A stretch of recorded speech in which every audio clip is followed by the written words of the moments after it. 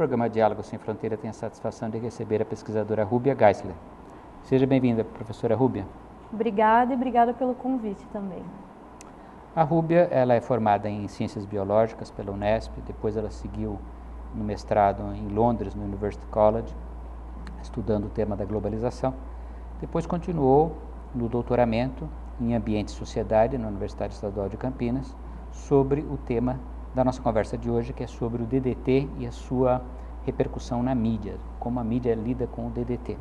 Então, Rúbia, eu queria começar perguntando para você, afinal, o que é o DDT?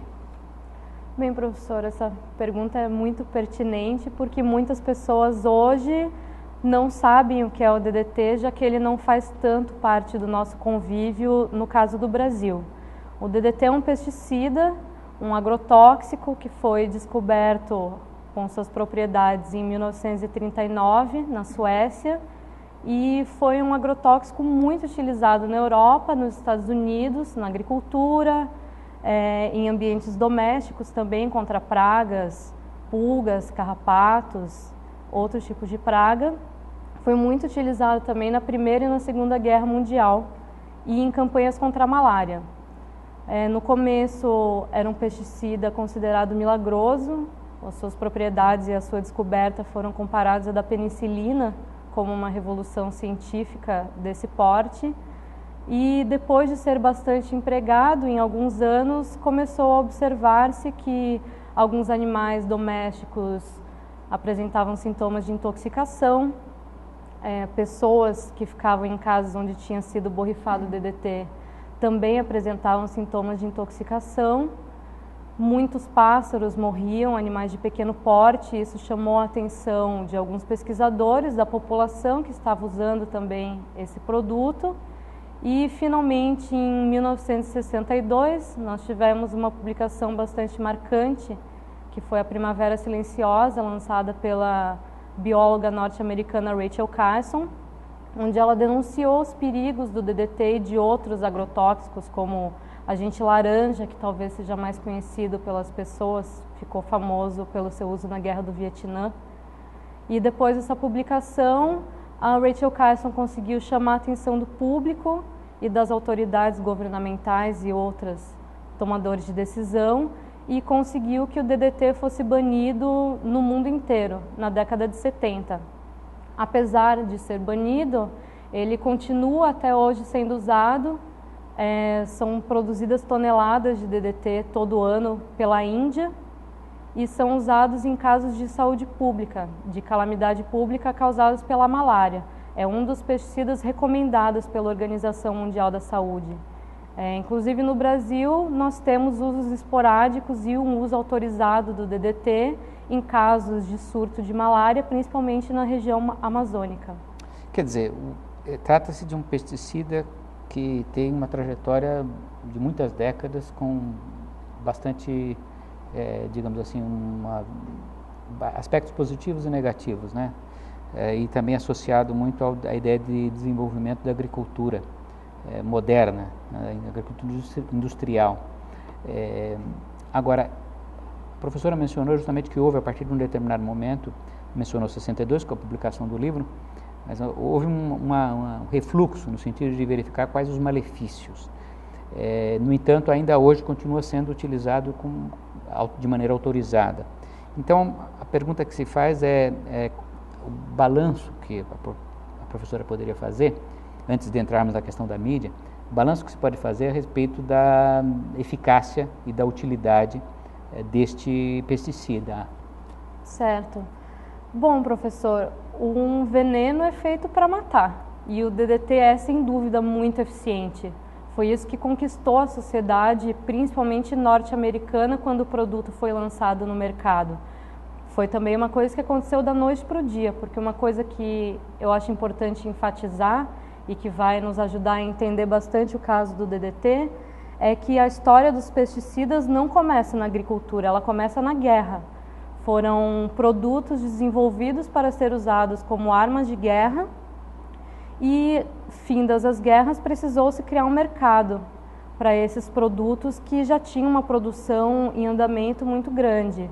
E esses produtos foram lançados no mercado do dia para a noite. Então, quando o DDT apareceu nas prateleiras, as pessoas não sabiam o que era. Uma vez que as pessoas começaram a utilizar, ouviu o seu vizinho, usou o DDT e foi muito bom, usou no jardim e matou todas as pragas, e as plantas inicialmente estavam muito bonitas, muito vistosas, começou a aparecer também na mídia em outros lugares, as pessoas aceitaram mais esse produto que tem realmente uma eficácia nítida, empírica, pode-se ver que ele é eficaz ao matar os insetos. O problema é o efeito cumulativo que o DDT tem e as consequências que vão ser a longo prazo. Essa foi uma das grandes dificuldades. Um dos maiores problemas do DDT é o dano ambiental. Ele fica no ambiente, vamos dizer que você joga um pouco de DDT na grama do seu quintal. Um grilo vai e se alimenta dessa grama. Um sapo alimenta-se de alguns grilos que comeram esse DDT. Isso vai se acumulando, vai subindo na cadeia trófica e pode chegar ao ser humano também. Quer dizer, de maneira indireta acaba depois o próprio ser humano sendo prejudicado. Sem dúvida, além de persistir no ambiente por muito tempo. Então, o debate que existe hoje sobre o DDT é exatamente esse balanço dos danos ambientais e para a saúde pública, mas também esse balanço de ser eficaz no combate contra a malária. Mas eu, pessoalmente, acredito que o DDT não deveria ser usado, considero um absurdo que seja um produto usado até hoje, uma vez que a pesquisa contra a malária está cada vez mais avançada e as instâncias em que o DDT é mais usado são países africanos. A malária é uma doença que atinge principalmente crianças, então muitas vezes está fora da mídia e muitas vezes não é do interesse das grandes companhias investirem na pesquisa por uma doença que não atinge pessoas ricas de primeiro mundo, como câncer e AIDS e outras doenças. Agora, bom, então, feito esse panorama geral, Rúbia, como é que a sua investigação, que é sobre o papel da mídia no início dessa propagação? Porque você mencionou de maneira muito apropriada que surge no contexto de guerra, assim como outras tantas invenções que depois entram em uso civil, elas são tecnologias de uso militar, são diversos, né, conhecidos na Primeira Guerra Mundial, Segunda Guerra Mundial, e que depois passam para uso civil como uma derivação. Mas para que isso seja feito, é necessário que haja uma propaganda, de tal maneira que as pessoas aceitem essas novidades como benéficas. Como é que foi isso no caso do DDT? Sem dúvida, a população precisava ser convencida de que aquele produto era algo que elas necessitavam. A luta do ser humano contra os insetos é uma coisa histórica. Nós temos, na década de 40 e 50, os bug movies, que eram filmes com insetos gigantes. Então, o inseto tem um imaginário popular já solidificado de ser um incômodo. Então, um produto que promete e é eficaz ao acabar com isso, de certa maneira se vende por si só. Mas o que é interessante das propagandas, que é o caso que o professor mencionou, na década de 40 e na década de 50 eles eram muito atrelados à dona de casa.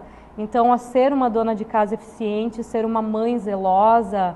Há algumas propagandas no Brasil também que fazem uma associação entre felicidade, casamento e o inseticida. Ou uma família unida, um bebê bem cuidado, corado e o inseticida. Então são resgatados valores, são resgatadas coisas que são importantes para as pessoas.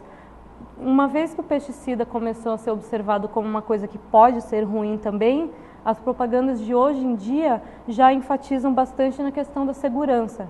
Ele é terrível contra os insetos, mas só contra os insetos.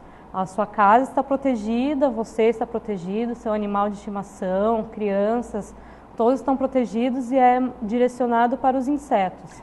Bom, naturalmente nesse caso já são produtos posteriores, em outras circunstâncias, justamente em que não é o DDT, né? São outros produtos. Sem dúvida, não é o DDT, mas são pesticidas que também são polêmicos. O interessante do caso do DDT, e foi uma das minhas escolhas, um dos motivos que me levaram a essa escolha, é que ele permite olhar para o passado com uma visão retrospectiva, Hoje nós sabemos que o DDT tem todos esses aspectos negativos que na época não se sabia, mas hoje nós compramos e utilizamos muitas novas tecnologias também sem levar em conta com essa mesma esse princípio expectativa, da precaução. digamos, ingênua de que pode-se fazer o melhor dos mundos. Aí seria Com isso, certeza, né? que a ciência tem a resposta para todos os problemas. Se uma coisa é cientificamente comprovada, nós podemos confiar sem a menor sombra de dúvida. Era uma coisa que aparecia também nas revistas da época, nas propagandas. Foi comprovado pelos cientistas, testado em laboratório, recomendado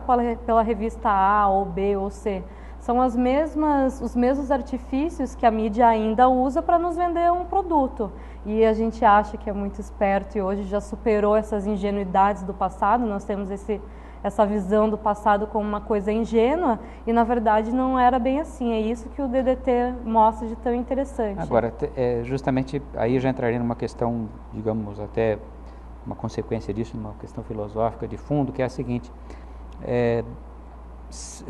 em que medida isso não reflete um pouco a ideia de ciência instrumental da civilização ocidental, eu diria da civilização capitalista em geral, né, que nós podemos dizer com a ascensão da China como capitalista do mundo inteiro, que é essa ideia do progresso técnico a toda prova, quer dizer, que você consegue, o ser humano consegue dar conta de todos os desafios. Em que medida isso não é algo subjacente ao discurso da modernidade, do iluminismo, a ideia de que sempre estamos melhor e o homem pode dominar, pode resolver todos os problemas técnicos que se apresentem, basta que ele tenha meios, basta que ele se dedique.